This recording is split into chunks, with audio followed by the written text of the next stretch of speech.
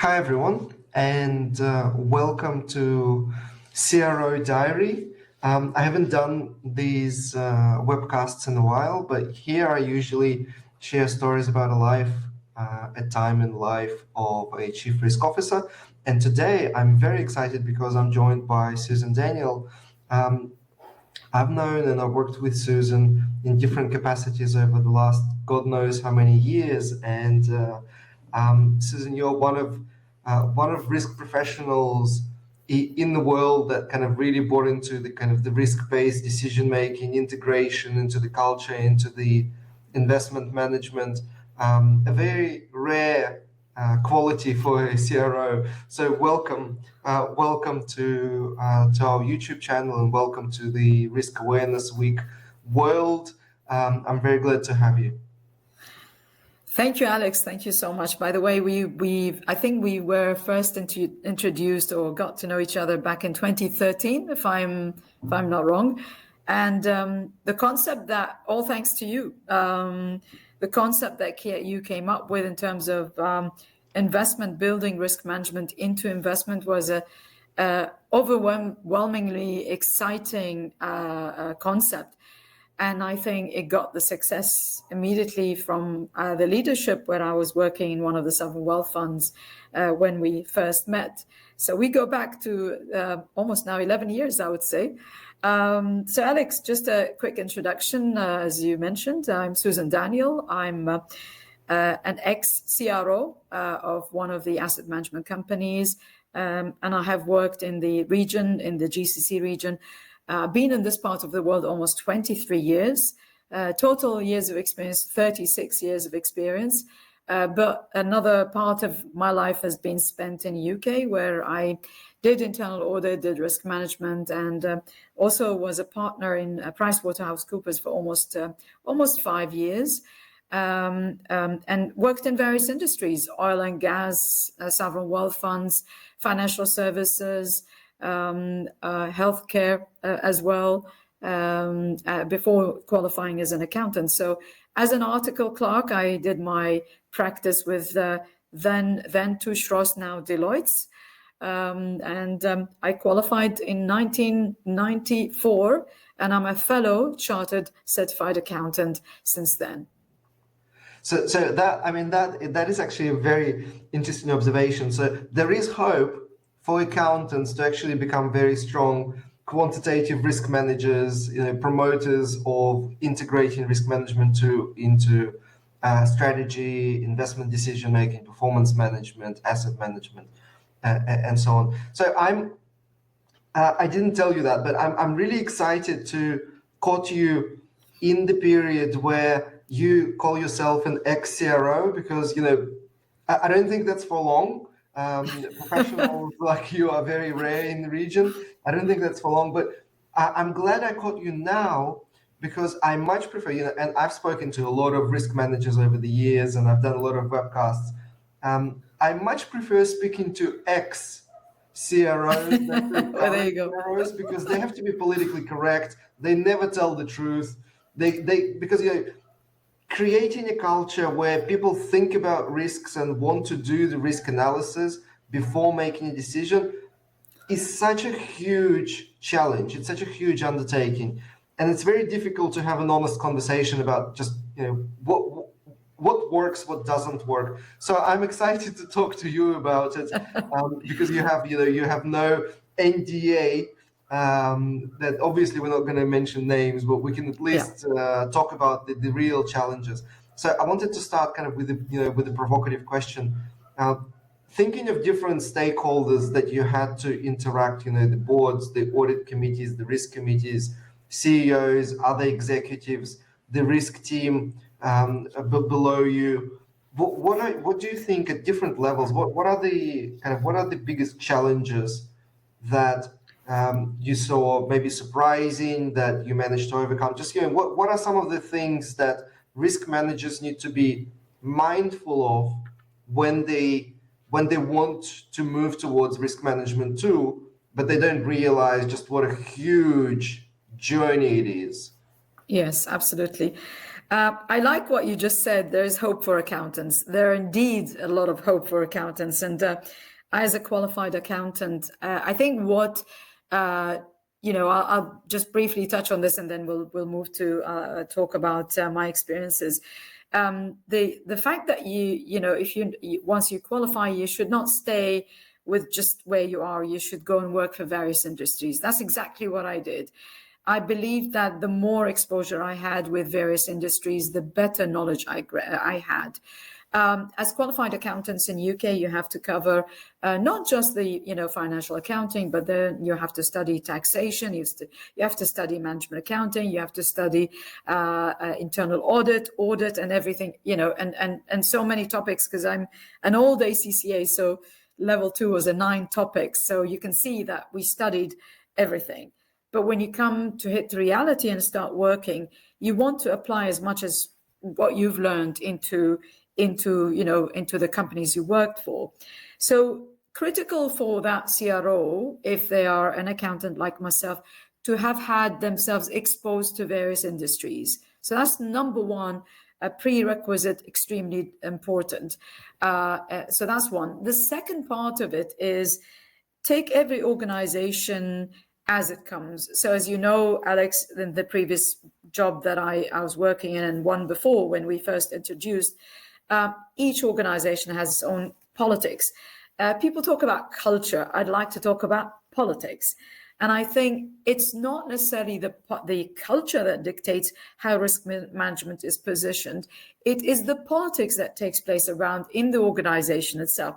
So, and touching on the topics that you just mentioned, how do I see dealing with the team itself, risk management team, then moving further up the leadership, CEO and the chiefs, then further up the ARC, audit and risk committees, as they're called nowadays, and then moving to the board. As you go further, the need for detailed information becomes less required. So the board doesn't really want you to sit there, tell them the whole story, but people in your team and people in terms of leadership, they do want to know the full story. But then that's where politics kicks in. I've always said that risk management is not for those faint-hearted leadership or board or ARC. It is for people that really understand the impact risk management will make to their organization once it kicks off that journey of getting it to where it should be, to the highest level of maturity. Now, if just reflecting on my experience, yes, I built very seasoned, capable team. I brought them in. But your team does not necessarily see eye to eye the vision that you have for them. So some of the issues that I, had working with my team was for them to see eye to eye what I was trying to actually build. They never saw the entire jigsaw in its places. They saw parts of it. And as a strong CRO, you need to put everyone together, because if you didn't, you have a dysfunctional team.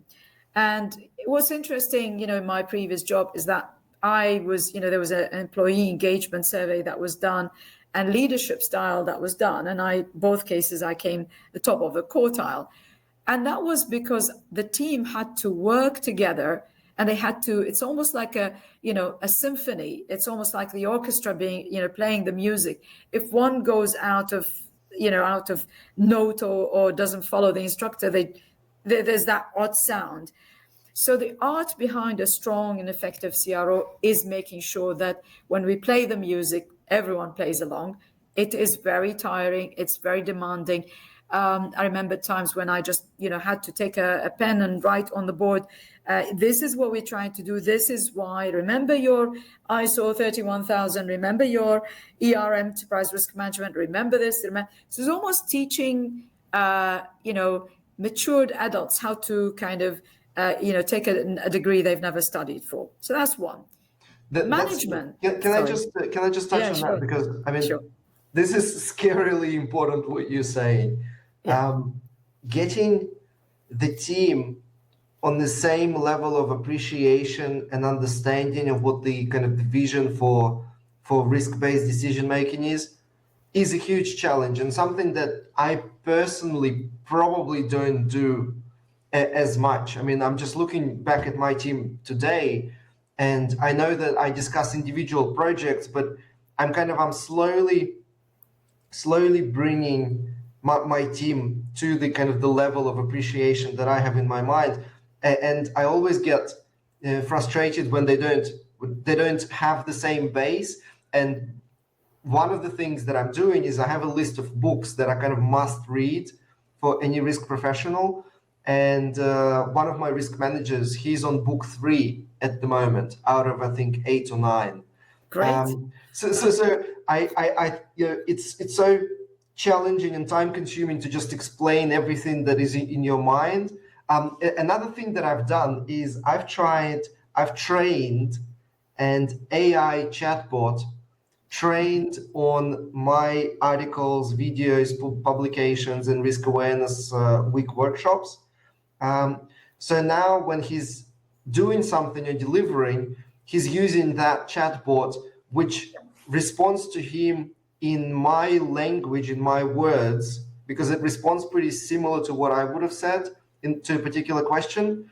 And so that kind of helps him to get up to the level where I want him to be, because then when I say something, I hope that he kind of understood what that means. Like if I say, this is risk management 1, I expect my teammate to understand what that means and react and treat it accordingly. Yeah. But you're absolutely right. This is actually a huge piece of work that the CRO must do, is to bring his team to the same kind of vision and level of appreciation for it to be successful, because it's so challenging if you're trying to pull them all the time forcefully. They're just going to resist. Yeah, but also another thing to bear in mind, Alex, is that you really need to spoon feed them. I'd love to do what you just done, because then it will be so many chapters of my life that I've got to take them through the journey. And look, I mean, I'm one of your secret admirers. I probably told you this many years ago. I attended a symposium and you were the key speaker, and I just loved everything you said, because I thought you're the only one that made sense to me. And I think you taught me quite a bit, and I appreciate that. Spoon feeding the team, reason being, is today where you are, your maturity level is almost 0, 1, or 2. You're not that 5 that people want to say. I proudly say that I am integrated into the decision making and the process, and internal control is not created for the sake of creating them to please internal audit. So the spoon feeding worked with both positions I was in as a CRO, and you adjust accordingly, so that AI bot that you create will have to say, okay, who am I dealing with? And it will say, oh, it's this. Oh, okay, I know. And if you remember my team that I had in my previous job in Oman, you met all of them. Some of them you could see that they were willing to learn. Some of them you could see they were slow to learn. And some had ideas but didn't know how to materialize them. So you not only have that difference in terms of expectation, knowledge, experience, maturity, but also each person differs. Some people you want to be soft, and you want to kind of get them to analyze things themselves rather than just say, follow the rule and I'm a CRO, follow it. I don't believe in that, because how can we create leaders in future if we are not setting a good example for them and making risk management an extremely important and interesting and exciting topic for them to take it as a career? So I always look at all of these people as future leaders, and that's precisely what I tell them. I'd love to do what you did, but you're always ahead of me anyway. So listen, not on this one, because I could see the effort you were making to bring the team to the same level of understanding, and the spoon feeding idea is something that I want to aspire to. I don't think I have the patience yet, but hopefully one day. Because for me it's a big challenge. For me it's easier to convince head of strategy to create a stochastic model, like a quantitative risk model, than it is to convince my own team to kind of think think without bias and think 3 steps ahead, and the golden rules of challenging assumptions. It's just It doesn't work. it's tough, and I'm glad you picked up on that as the first point, because I think it's at least it's something that I always overlook, and it sounds like it could be another series of articles. Maybe we can write it together. We can. Because I always talk about how to convince, the CFO, but I kind of take for granted that my own team is convinced already, because otherwise they wouldn't be in my team. But that's really That's not that. that's really not the case. It's wishful thinking, if anything. You'll get there, my dear Alex. You'll get there. So in terms of the just moving on to the next level, the CEO and the chiefs. To be honest with you, and I've got in total almost 14, 15 years of experience working as a CRO before leaving my partnership in PwC. Discussion with the CEO is the hardest ever, because the CEO would give you half an hour of his time. You go in there and you select the topic, because you cannot tell him what you're doing. It should never be, oh, I've done this, that, and the other. So it's never to-do list, never checklist, never the things that he is bored, sick of, and he can just ask you about them. So I used to have a fortnight meeting with my previous job, currently now a minister, and the previous job was also a minister, second most important minister in the country. Now, every time I went in there, if the meeting was towards the end of the month, Susan would lose sleep since the beginning of that month, because I need to pick up a topic that is relevant, current. It's what is making him, irritated. So I used to go around asking and saying, where's he going? What's he doing? Who's he seeing? Although I didn't really want to know the topics. But so, for example, if I knew the CEO was traveling to a country, for example, that specific CEO was making a trip to Eastern Europe. So then I home into that country and say, right, maybe I could prepare a country risk analysis for him, pre or post his visit. It doesn't matter. I've brought that to his attention.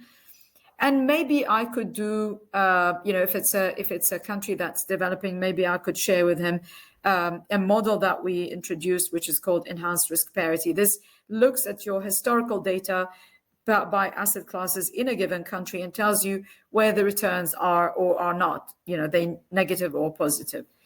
And then I'll pick, my agenda was always 4 or 5 items. And then I make sure that smack half an hour, I'm done. Did I ever leave 10 minutes earlier? Yes, I did. Did I ever end up spending 2 hours with a CEO because he held me back? Yes, I did. Did I finish within half an hour? Many times I did. Now, the times when it was 15 minutes I was out, it was like, okay, I hear you. Thank you very much. There's too much I can't absorb. Can I take it and leave it with me, and I want to read it? Spot on. Good news. We move on. Times when he took 2 hours, it's because, what is this? I want to understand the model. Explain it to me. Why are you telling me this? Could you run it for another country? Could you tell me another thing? Could you look back at the history? Tell me where if I'm exiting an asset and I can't deploy capital back to the country, where can I deploy it in the given country? So you talk about what matters to him as a CEO most, rather than, I'm doing this, I'm doing that. You bore them to death and they'll just not listen to you. So that's the CEO on his own. Yeah, it's one of that's very, very good points. And I'm sure the audience listening to us are really appreciating kind of what's in the minds of the CRO. What are we busy with? I have this golden rule for my team, and it's kind of the same from the CRO to the CEO upwards as well. The golden rule is don't say or write something unless it's a question or an action. You know, Yes. don't just give me information like I'm going to interview this to identify this. I don't care. No. Just tell me Exactly. either the result which I Yeah. need to action, or ask me a question if there is an assumption that you are uncertain about. Yes. And I think this is kind of the point that you were making. It's if you have a time with the CEO, it has to be something specifically relevant for in this moment in time. Again, I'm not there yet. I have a lot to learn. I have a lot to learn still. Alex, remember the work that you did for us where we asked you to calculate value at risk for us. So we took the results and internally we debated, and I think that day we all left at 7 o'clock. So, you know, my team and I, we were debating and we were saying, how do we take this to the CEO? And, you know, in 2 weeks' time, I was actually going to go and present a VAR calculation to him. You know, so the first thing I mentioned to him is this is a stochastic model. And he said, don't talk to me science. Talk to me in a layman's language. So I thought, I knew he would say that. So then I said, okay, forget about what I said. Let me take you, you know, what is it that you're worried about an investment happening to that investment? What can go wrong and so on. And I think the minute I did that, I started asking those questions. He was looking at me. His eyes were saying, give me the answers. You know, I'll ask you these questions. So I think, you know, preparing yourself, rehearsing yourself before you go to the CEO with your team, allowing them to challenge you. Because by the way, you know, I was the CRO and sometimes my team would say something, I would say, ooh, watch what you're saying. But, you know, I allowed it because I think you can never be perfect if you're going in for the first time to see the CEO. You can perfect it, but not 100%. You hope that whatever you're doing, you would get to do, you know, present the best. So, you know, that trial and error with the CEO, you know, trying and see what he likes and so on. By the way, I never went to him and complained about the other chiefs. I never went and complained that, oh, you know, there's still procurement, they're delaying me, there's this, that. I did not want, and also, by the way, I never told him that I'm lacking resources because, you know, for me, I have a budget, that budget is approved. No matter what happened, I'm going to work within that budget, even if it means I roll up my sleeve and stay late. It doesn't matter because this is the budget I've requested. So if it is little, it's my fault. If it's too big, it's also my fault, I suppose. It's good fault. So, yeah, I mean, this is what you've got to do, and never, ever, ever bring problems to the CEO, but bring solutions. I remember my very previous CEO once said to me, I want solutions to problems because I know the problems. That's very useful mindset as well. Yeah, exactly. 100% correct. So you know this, but then to reach to the CEO, you have that layer. I call it the kind of the fuzzy, the fog between you and the CEO. That fog, I always call it chiefs. You know, without insulting anyone.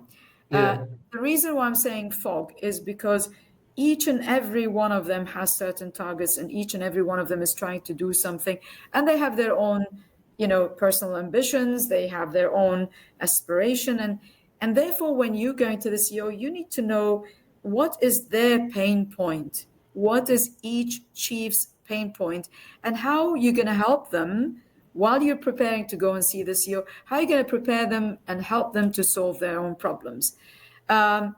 One of the things that we did, for example, we built a model. By the way, we started using AI and data mining, and, you know, I managed to get a quant in the team. You know, CROs, if they don't have a quant in the team, good luck, because, you know, who's going to read all that data? Who's going to pull the data and, you know, play, you know, make, you know, games with it, change, you know. Let's stop just for half a second on this point, because I don't think, again, the audience kind of really appreciates that it's 2024.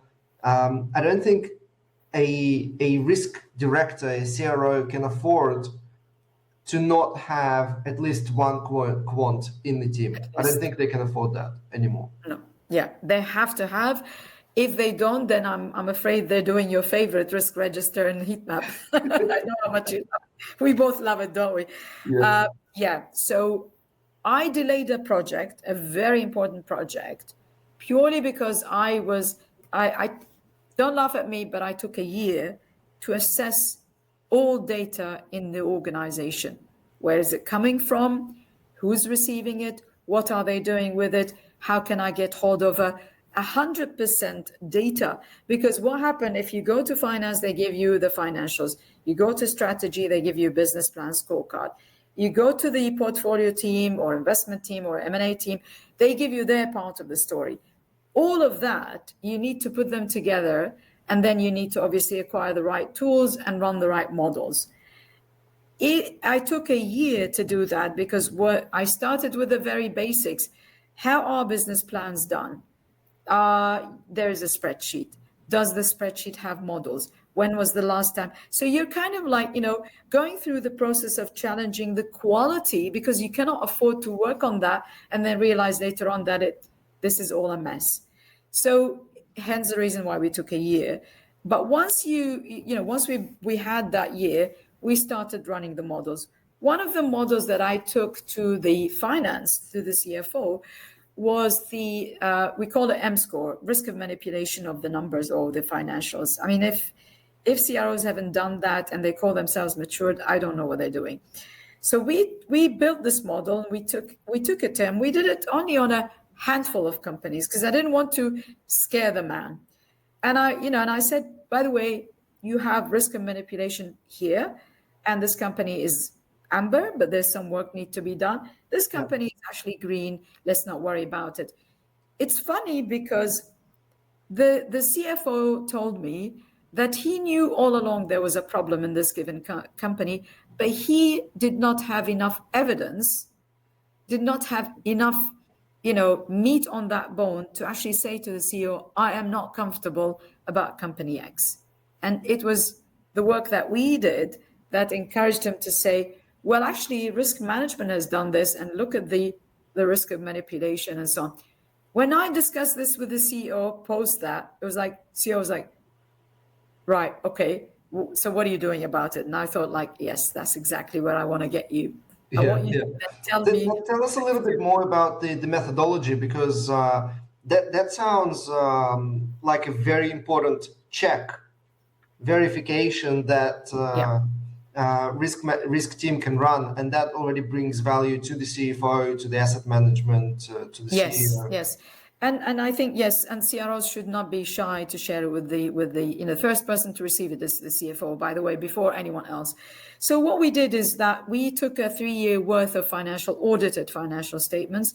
We built the model, and we had a tool, which is MSCI Barra, because obviously we had to benchmark, we had to compare and contrast. Part of the model compares where if you are, let's say, and I don't know if you're a mining company, make it a bit relevant, and similar mining companies are performing, their Z score, or their M score is typically an amber. Are you still an amber when I run the numbers using your financial through that tool? If you're not, why aren't you? So then that's when we start digging into the details. So you're going to need to do that. You're going to need to at least have 5 years, even better, but 3 years is a minimum audited financial statements. You're going to need to, have a tool like MSCI Barra helps, because, for us, the benchmarking was there and we didn't really have to think about it. And of course, your quants guy, they all have to know M score, Z score, O score. And these are really critical models to be built. Because if you don't have them, you cannot predict manipulation. You can't predict going concern. You can't predict liquidity. Without going into too much detail, just in a nutshell, that's what we did. And I'm hoping that this is some of the things that I will be offering as part of my future endeavors planning. Very nice. It's not a particularly mathematically complicated task, but it's very powerful. No. And that score is another interesting one, because that can be used to calculate the actual risk capacity that the company has, Yeah. how much risk capital they can allocate to different risks. So all of this pretty traditional accounting and corporate finance benchmarks can actually be very powerful risk metrics as well. Absolutely, absolutely. And I think to be, then, we talk about quants, then we move to qualitative because we did, we looked at the results. So we said, okay, let's find out root cause of that. So with the root cause of that, we ran a number of financial ratios, return on capital employed, ROI, IRR, and so on. And then we dug in deeper, and then we started doing qualitative risk assessment. So for us to do it in a mining, Susan can't do it. She's not a mining expert. I had to engage a mining expert, and I showed him the numbers, showed him the calculations, showed him, how the various ratios are playing. And I told him, tell me where the problem now is, or where it's hiding, and tell me, am I right, or am I just going insane? Amazing, that you're insanity checking your models. But what is more amazing is that when the qualitative assessment comes and is actually replicating exactly what your model outcome is telling you. So there's your qualitative, quantitative. Backtesting how it should have been done. Yeah. Exactly. Yeah. I was actually talking to a professor from Singapore, and he was intrigued and he wanted to understand, and took what I've done as a case study. And he said, look, I'm a dry cut quants person, and this is what I do for a living, but I'm intrigued how you then use the quants to come up with qualitative risk assessment, because he said it's very unique what you've done. Very few CROs can give you complementing assessments, and not standalone. Oh yeah, we've got the these models, quants models, and so on, VAR, blah blah blah. But they're not married to each other. And he said, look, I explained to him that yes, the biggest chunk of your work is qualitative, and that's what makes it interesting when you're taking it to the CEO or the ARC audit committee. By the way, I mean, my experience with the audit committee, not all of them understand when I'm saying you just said it backtesting. Let's talk about that, because that's I think that's the next very interesting level. What are the pros and cons? What are the challenges? What worked when dealing with ARCs and kind of board level committees? See, the board is tend to be very distant from reality, not as in reality as in the company. Of course they know everything, but reality of risk and what is can go wrong, and you're forward looking. They tend to be a lot of the time not really with it, and they're not interested, because at the end of the day they look at the financial performance, they look at the scorecard, they look at companies doing well, the share, the price per share is fantastic, don't give me headache. So really the board, I would only go to the board for a number of things. If I want my framework to be approved, if I want my policy to be approved, and if I want my risk appetite to be approved, I'd go to board. If there are, like, for example, M&A, for example, in sovereign wealth fund, there are deals which are like very high value and the board has to approve them, then I made sure, and thanks to you, because you taught us how to do it, we embed the risk analysis into it. And by the way, what we did, as well as the qualitative, we then added the quantitative. So we calculated WACC, we commented on the valuation, we reconfirmed IRR, reconfirmed ROI, if these were part of the calculation. And we followed one of the advice that you gave us, but maybe Churn kind of played with English a bit. So instead of saying recommendation, we said conclusion or view of risk management team, so not to influence the decision. So these are, I would say, the things that the board needs to know. Don't engage the board with what they really don't want to know unless you've already embedded that as part and parcel of your reporting. In my not this current one that I left, before that, we introduced risk factor calculation into the performance and the benchmarking of the fund. Now, all I had to do was just attend answer any questions the board had, and move on. A lot of the time, when at first we brought it in, there were lots of questions, and the board were seeking comfort that should we be worried, Susan, or what should we be doing? And the result of that was two things. We ended up saying, do not just go for your casual, the usual normal practice allocation, asset allocation 60-40 or 70-30, but amend it slightly. And when you're looking at public market, you need to amend it because you want to have better returns. And with the private market, we told them, explore, do more of PE funds if you want, returns to come, like secured returns to come at certain time, because the ones that you're investing in, these are like over 10 years and could be held for life. You may not get the returns you want. So these were things that the board wants to hear from you.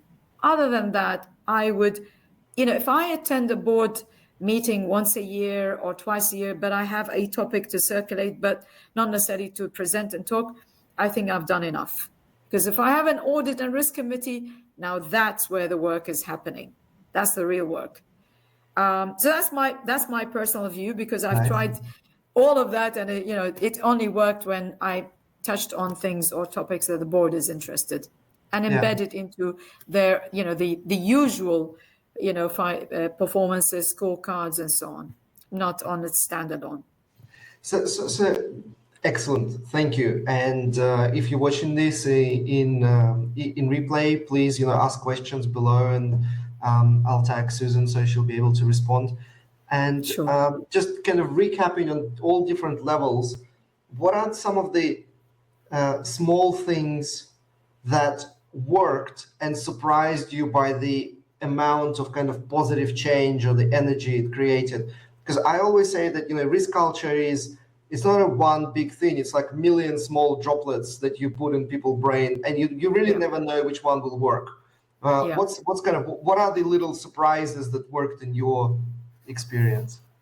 I think maybe three things I would say, but they were almost like small things that we dropped and people then realized it. One of them was, and I'll start with the smallest to the biggest. So one of them was when we sat with human capital team and we told them that, look, you are recruiting people, you're interviewing them, there's panel interview, there's all of that, but have you done any form of risk assessment on these individuals?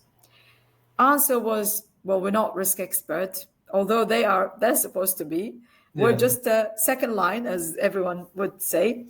So then they told me, they said, could you help us? And what we did, we introduced another process before a decision is made, where we asked all candidates to run a psychometric testing. That was more on the behavior. And then we also said to them, we will run a background check on the individual, not the kind of background check that you would expect to see, your address is this. No, we actually reached out to various places, kind of like researched about the individual, social media. And I had people sitting in my team, they were doing that and they loved doing it. To the extent that when we had, there was one candidate who was American, we found out that he had a Ferrari and he sold the Ferrari, and we said, why is the guy coming to this part of the world if he's so rich? Because, you need to understand the motive. This was something that HR immediately started doing. And every time there was a senior candidate taking, senior position, we would do that piece of work. And, it was working. And in the end, we trained HR to do the psychometric testing. We told them how to analyze it, how to understand behaviors and so on. So that was one. The second thing that we did was to not just stop when you've identified risks, but roll up your sleeves, work with the management. The one thing the management hate about CROs is that they're very good at pointing fingers and saying, you've got this, that, and the other. And they leave them kind of thinking, what do I do now? Being prepared to actually sit with the management, debate mitigation strategy. And I'm going to beg CROs never to use the mitigation plan, because that's just a line or, 1, 2, 3 things to do. Mitigation strategy is what? Is when you say, right, so what do you think you can, what's your response to the risk? They will typically give you something. They'll say, oh, I'll do this, that, and the other. What if this does not work? And I do remember your, but why? So Yes. we use that but why a lot of the time, and I'm thankful for that. So you do have a huge influence on me, my dear friend Alex. So, and we would say, but why? But then do you think, and it ended up where you have one strategy, mitigation strategy that has scenarios, 1, 2, 3, and then if you have a quants person, ask him to run those scenarios and check, will they work or will they fail, using, even if it's using historical data, it's fine. So they were so grateful that we were willing to get down and work with them. That's second success. Third one, and probably, this is the one that got me a very high rating by the CEO, was the automation of the entire M&A process, where we actually embedded risk management as part and parcel of the decision making, from deal initiation to deal exit or to asset exit. And why we automated is that we were flagging to the management that, various teams get together and we're all working towards making a decision on a deal. And then you've got legal working, finance looking at valuation, you've got the deal team looking at everything, of course, fronting the target and so on. You've got risk management, you've got compliance, and, and IT looking at BCP, technology and so on. So you got all these various hands working together, but they are not, they're working together for the for the deal team, but they're not working in synchronization to say, if Susan is saying this, how's that going to impact, the technology side? If I, for example, said, oh, this is an IP, you guys cannot touch it, and we're acquiring something that's, high tech, technology team has to say something about it and say, oh, I didn't know. Oh, thank you, Susan, for pointing it. So the automation, what I was saying is that, one, you got all teams work together, because if they want to see what Susan's doing, they can go to the application, pull out the data and read it. But then what also helped us is that every time we were having a visit from state audit, or a visit by external auditors, or even our internal audit, they don't need to come and ask us. The whole story is there. It helped us also with litigation, because sometimes when your asset goes south and it's not doing well, you end up in litigation. These were strong evidence that everything was done and documented, and we have an application to support us. So that was my, the one that I actually worked, did the risk management part of it, but also perfected the process and put really very sensible, reasonable controls, not overdone controls, to just make sure that, ultimately the benefit was to the entire organization. Okay, so can I just ask, my favorite question, how much of a difference does it make to move from an ERM type framework where the risk manager is the custodian of the list of risks, and he looks after the top risks and he prepares risk reports and he looks after risk mitigation? How much of a difference does it make to move from that world to risk management 2 world, where risk analysis becomes an integral part of most, if not all, important decisions, and it becomes a step before making a decision, becomes kind of the influence, the source of information for that decision? I mean, obviously, with the ERM and all that, you have to do it at the very, very beginning, because they don't know you, they don't understand you, you don't understand their politics. But as soon as you move, then I can speak for my, not this job, but the job before. Even with this job, it's, imagine that it's almost like taking a holiday in the Bahamas, basically. It just flows. It just, things just happen. People come and talk to you, share data with you, open this, the data room for you to access. And, they feel comfortable. They feel you're part of that team that's adding value. And a lot of the time they thank you. They say, wow, I didn't know that. And, it becomes more interesting when we tell them, look, do you really think the valuation is right? Don't you think you're overvaluing this asset? Don't you think this is going to hit you because you're going to impair it because this, that, and the other? They truly appreciate you. It's just it's a wonderful life to be in when you embed that process into the decision making, whatever, not just the deal making, but HR, finance, and everything. You're there for longer if you achieve this fairly quickly. You're there for shorter if you continue saying, I'm a silo, I do things as I please, and no one likes me, and I'm just doing my own thing, and goodbye, thank you very much. You're going to go through that cultural, political change, understanding what makes some people tick, what people. I didn't have an easy ride in my jobs. It was perseverance. It was you failed this time, try again, doing it differently. Talk to them about their pain points, let them talk, you listen. So these were all things that got us to the results that we wanted, and it's been a success. For me, M&A, HR, lately finance was a huge success, because people then started saying, I remember the CFO of the entity in Oman once said, I want Susan to always have a look at everything before I actually say it's good to go. Wow. This is amazing trust. You don't get people saying that. That's a phrase not many risk managers hear. No. In the world. No, that's very true. And you've raised another very important point, is that consultants kind of sold us this idea of enterprise-wide, where the value of risk management is seeing everything, seeing the whole risks holistically. And I'm sure there is some value in that as well. But in reality, and I think this is what your experience shows, and this is definitely what my experience shows, the real value is actually deep diving into very few select decisions and doing them amazingly quantitatively. Yes. That's that's the real dollar saving immediate value. Absolutely. And at the end of the day, so you've listed few, like you've listed HR, investment, some with finance.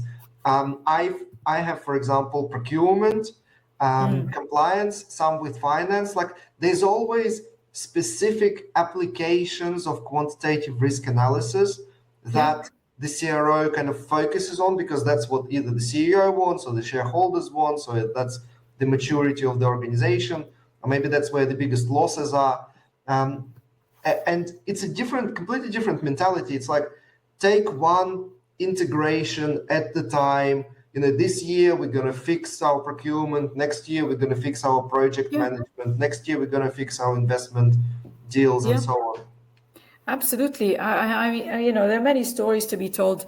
Technology, or IT, is another area, information technology, where risk management, if you do cyber risk assessment, that's really critical. Again, business continuity, or we call it now resilience, business resilience, operational resilience. These are all things that you cannot be sitting in your office, locking yourself up and doing things. You're going to need to reach out to people.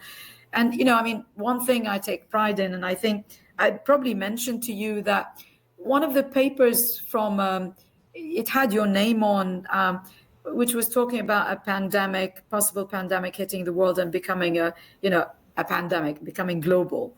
Actually, I think it was 2018, I was reading this document and I thought, imagine if this was to happen to the world, what would it look like? So we decided to do a business, a crisis in the organization I was at, where I spent a long time of my, a long part of my life there. And so we said, look, we're going to run a test on our business continuity by saying to all staff, as soon as they arrive on the by the lift or main door, sorry, the offices are closed, no one can go in. And I'm saying this, we were talking about this test in 2019, and it was September 2019, preparing. COVID has not hit us yet, by the way. Nice. So I actually said, look, oh, but there's, look, I saw this study and why don't we test it? And let's not, test it as a pandemic, but test it that, this is not going to happen. So we were preparing for this test. And one of the things that we had to do was to check individual departmental plans should crisis be hitting. So IT, do we have our site ready? Do we have all the backup done? All the systems up and running? Trading, because we did public stock trading and so on. Is the trading going to continue? Should the headquarters be shut down?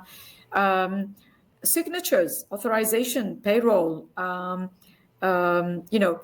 people thing. Should anything really disastrously happen to people, what can we do?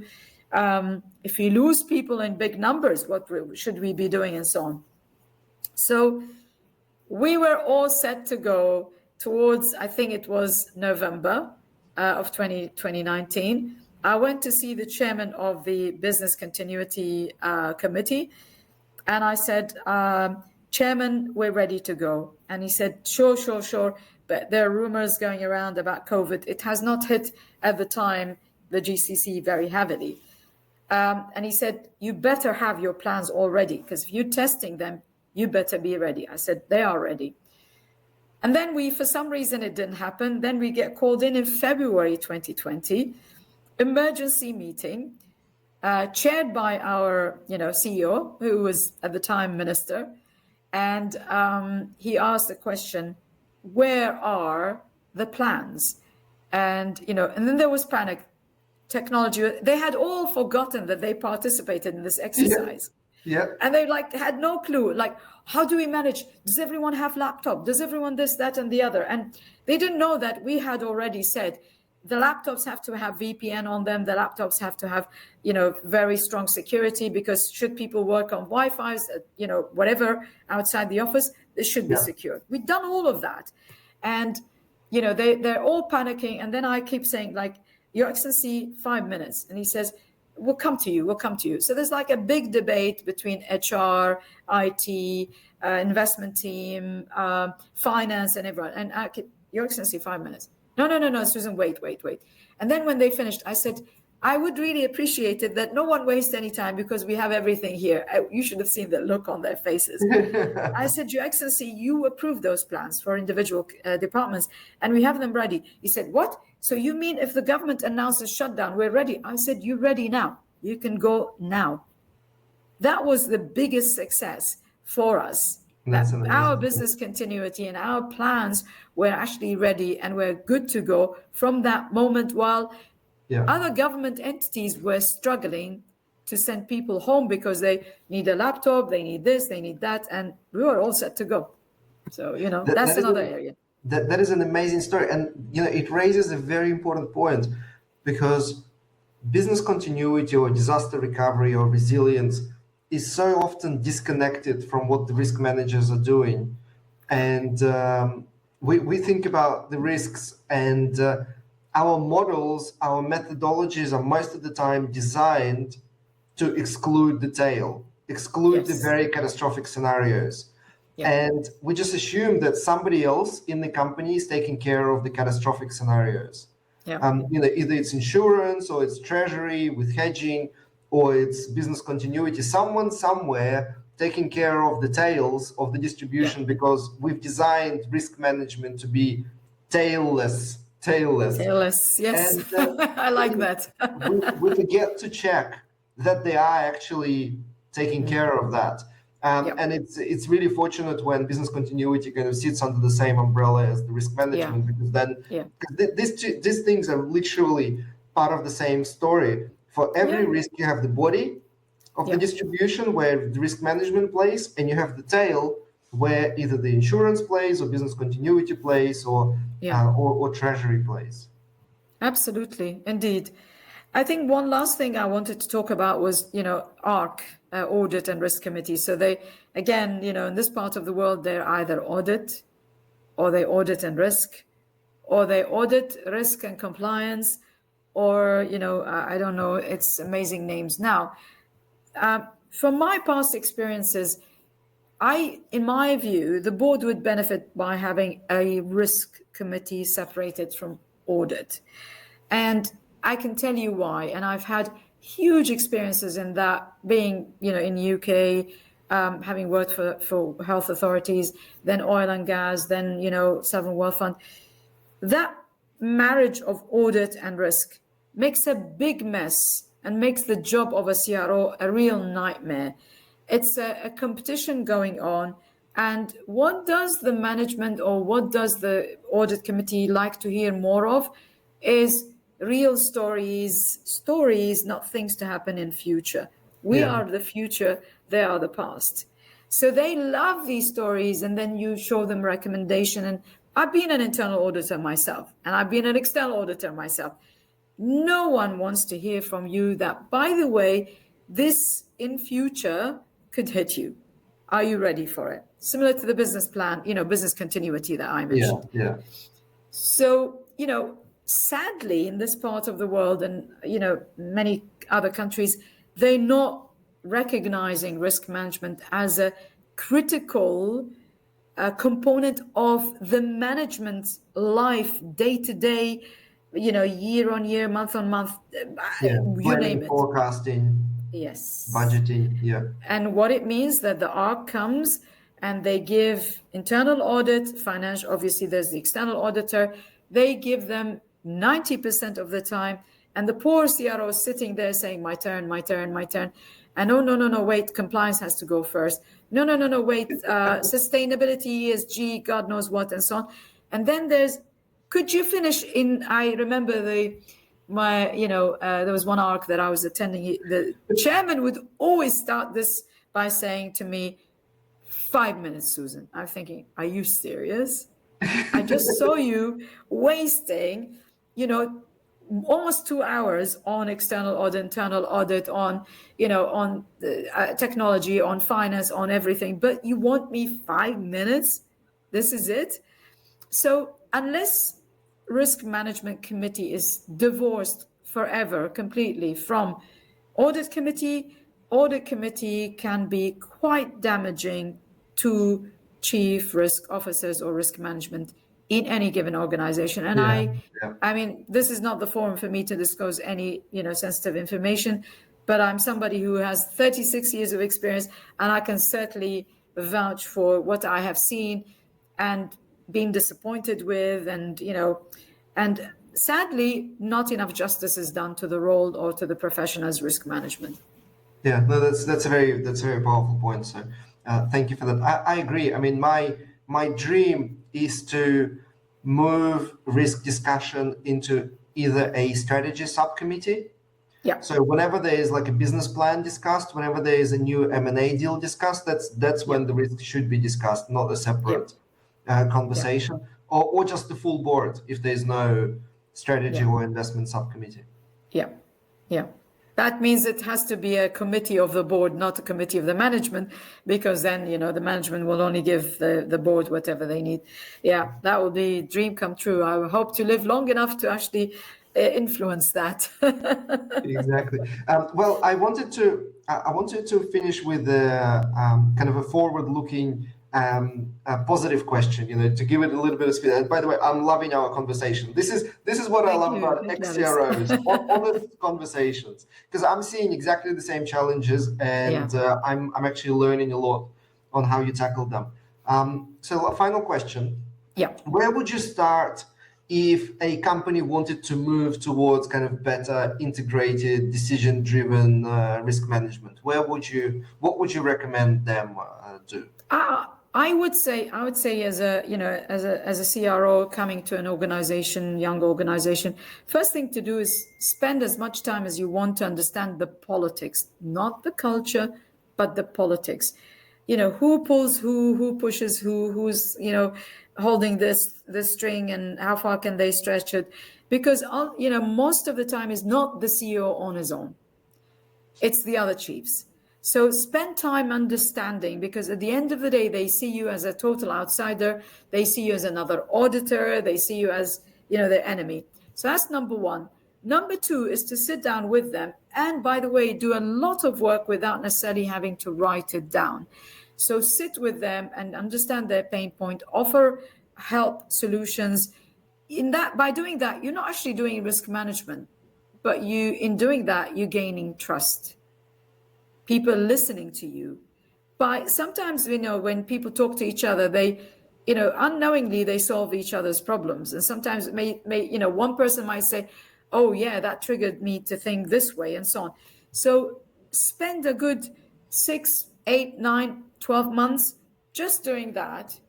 And yeah, you can issue the framework, get the board approving it. You can issue, appetite statement. You can issue policy statement. You can do, definition of terms, taxonomy, do all that. That's just a given. No one is going to say no to, because they don't understand you. But sit with them and understand. That's at the chief level. Below the chief level, you need to build proper awareness program, awareness and training, whether you run it yourself, whether you sit, I did it in my my very other job, is that, I actually took each function and I just talked about the function itself. So if it was, finance, I just talked about what are the risks in finance? What is the, what is it that you need to know? How is, risk management going to help you to get better, and so on. And it was amazing because, you're talking a language that everyone understands, and you don't have different people interacting because they're M&A or they're IT and they think you're not making sense. So the two things have to work together. Drop a few messages through the email to people, share some articles that you think, this is not me saying it, somebody else is saying it. And people love to hear about case studies. People love to hear how risk management, saved the day for for whoever. And don't hesitate sharing, that with the management, sharing it with people. Or, I had did you know that, we can do this for you? Did you know we can help you with this? Did you know? It kind of start opening the doors gradually as you build that trust, but also as people start saying that you're not there to hurt them, but benefit them.